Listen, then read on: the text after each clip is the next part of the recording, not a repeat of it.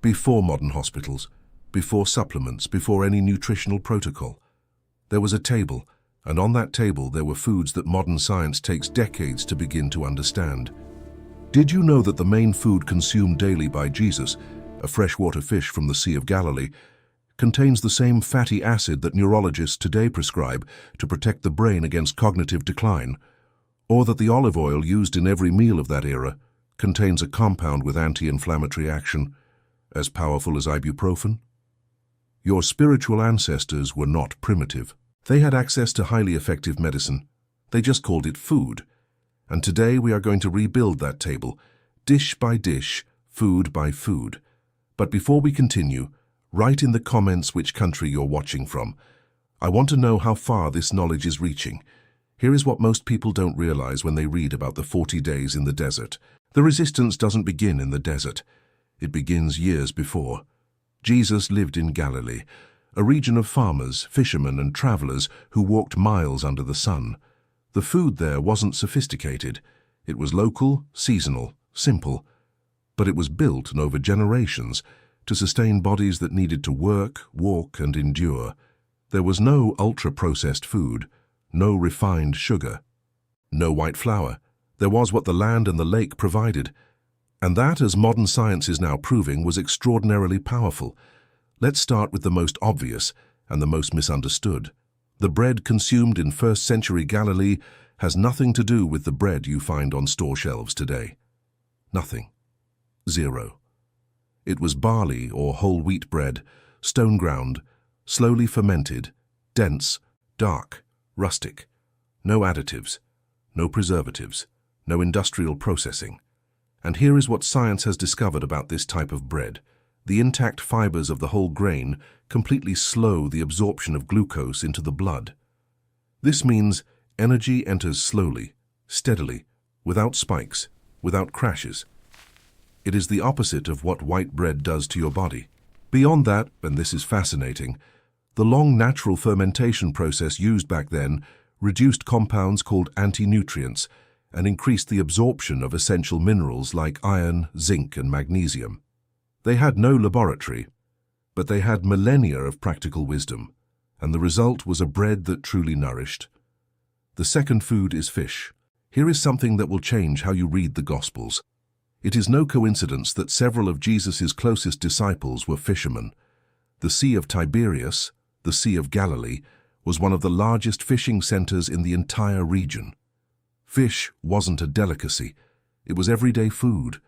It was the foundation. And today we know exactly what that fish did for the bodies of those who ate it. Complete protein with all essential amino acids and omega-3 fatty acids, especially DHA and EPA, the same ones that modern neurologists associate with protection of brain cell membranes, cognitive clarity, mood regulation, and control of systemic inflammation. Think about that for a moment. A man who ate fish regularly was, without knowing it, protecting his muscles, shielding his nervous system, and keeping his brain functioning with precision. That is not coincidence, that is design. If you had to choose a single food that defines the ancient Mediterranean diet, it would be this one. Olive oil was in everything. In the bread, in the vegetables, in the grains. It was the primary source of fat of the era, and consumed in quantities that would surprise us today. But here is what most people still don't know. Extra virgin olive oil contains a compound called oleocanthal, and that compound has an anti-inflammatory mechanism of action almost identical to ibuprofen in the body. When researchers first discovered this, they were stunned. The same oil those people used 2,000 years ago contained a molecule with a biochemical structure so similar to a modern anti-inflammatory drug that the comparison is unavoidable. But olive oil goes further. It is loaded with polyphenols, antioxidants that act like microscopic soldiers in your bloodstream, actively fighting the free radicals that cause cardiovascular disease, accelerated aging, and cognitive decline. Populations that consume olive oil in high amounts show significantly lower rates of chronic inflammation, heart disease, and neurological problems. That is not coincidence. That is divine design working through biochemistry. Now the fourth food, and here is something that will surprise you. Legumes. lentils, chickpeas. Beans were an absolutely central part of first-century Jewish diet.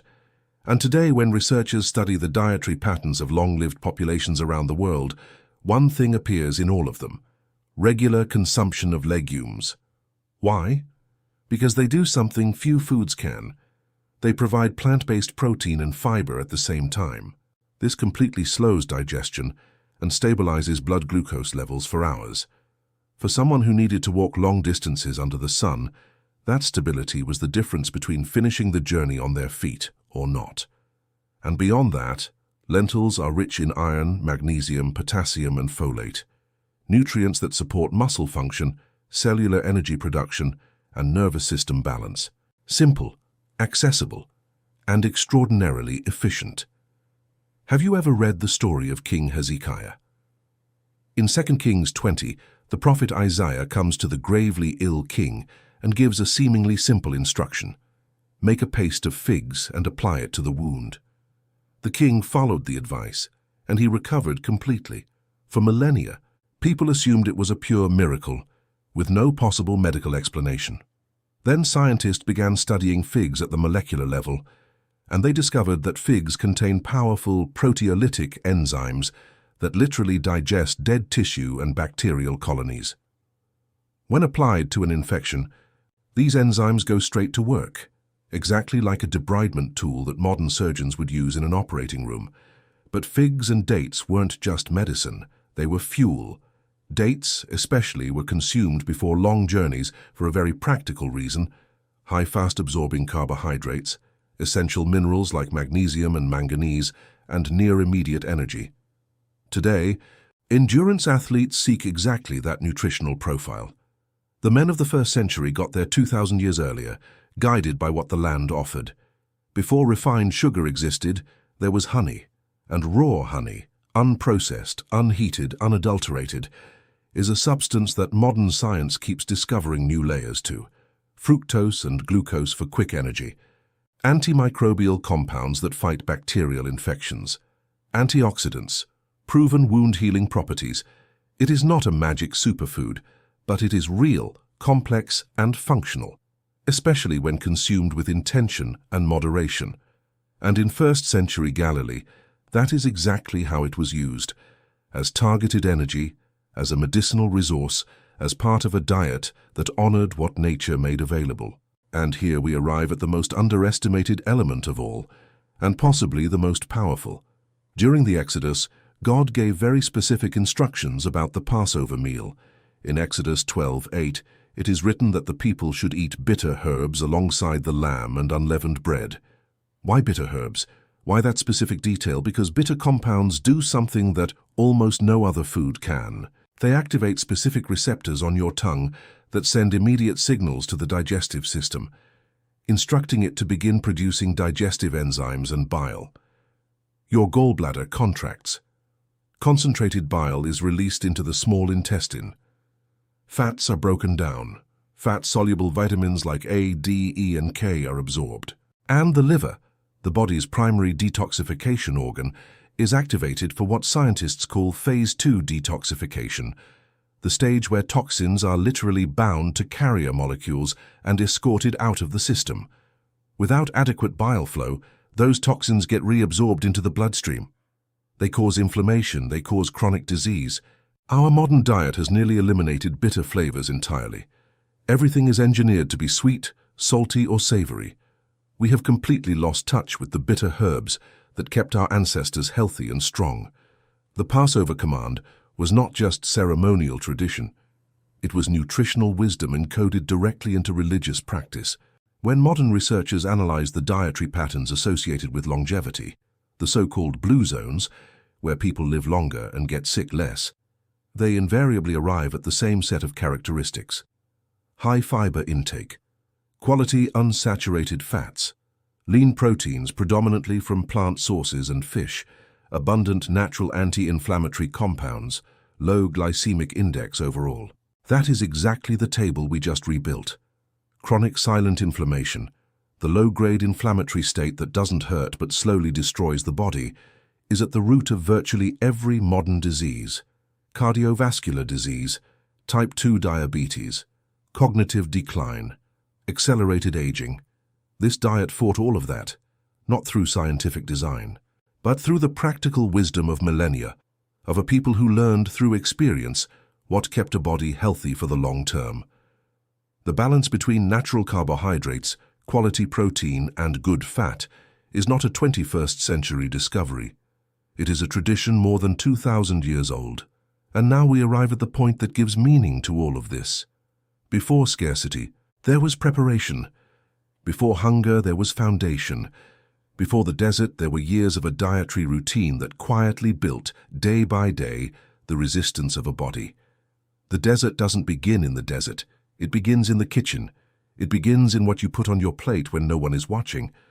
It begins in the consistency of ordinary choices, without drama, without an audience.